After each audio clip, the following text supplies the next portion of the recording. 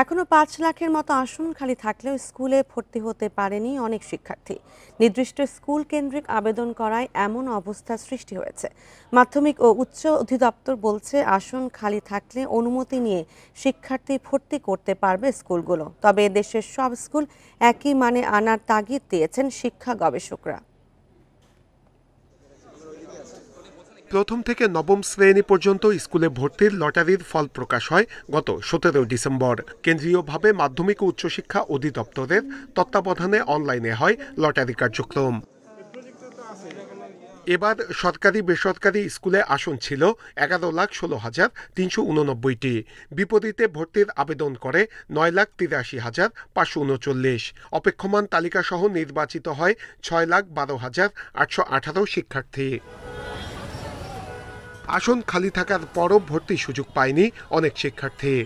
আমার বাচ্চা যেহেতু এখনো ভর্তির সুযোগ পায় নাই, কর্তৃপক্ষ দৃষ্টি আকর্ষণ করছে যথাযথ ব্যবস্থা নেওয়ার জন্য। মাধ্যমিক ও উচ্চশিক্ষা অধিদপ্তর বলছে এখনো আসন খালি আছে ৫ লাখের মতো, তাই সবাই ভর্তি হতে পারবে।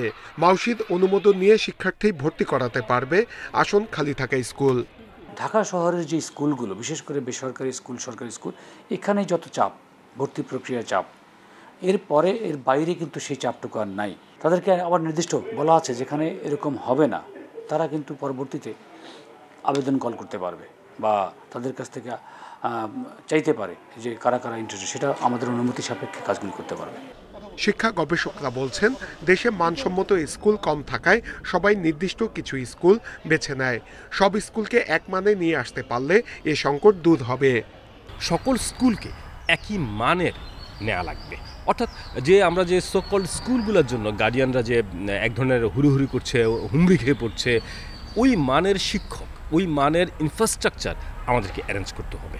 এদিকে স্কুলে ভর্তিতে কেউ অতিরিক্ত টাকা নিলে সরাসরি অভিযোগ দেওয়ার আহ্বান মাউসির। নূরে আলম, ইন্ডিপেন্ডেন্ট নিউজ, ঢাকা।